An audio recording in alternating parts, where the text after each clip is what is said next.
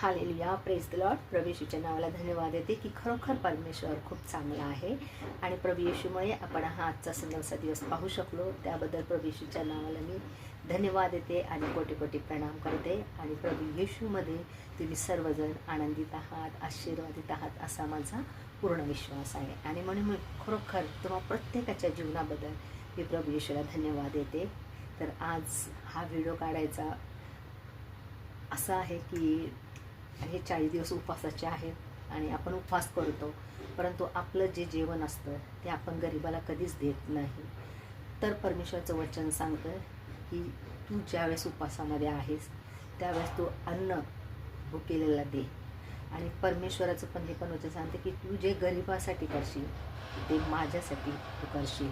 आणि म्हणून आज आम्ही असं ठरवलं होतं की आपण गरिबासाठी आपल्या इच्छेप्रमाणे जे काय आपल्याला देता येईल ते द्यायचं. आणि ऊन पण खूप आहे आणि मी आता हा स्वयंपाक केलेला आहे.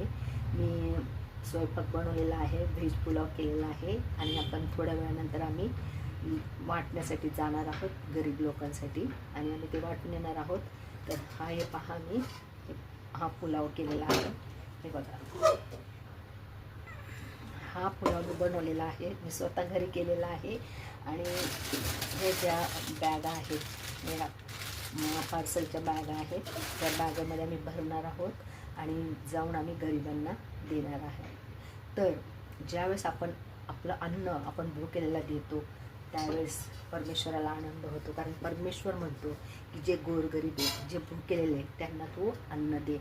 आणि मग उपवासामध्ये आपण अन्न नेहमी गरिबांना द्यावं.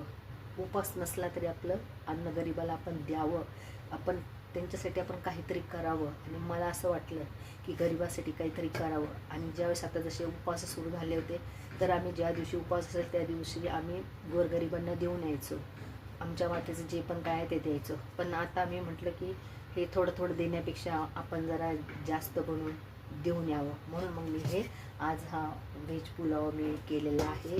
बटाटा मटर वगैरे सगळं टाकून मी बनवलेलं आहे. आणि आम्ही आता थोड्या वेळानंतर आम्ही जाणार आहोत.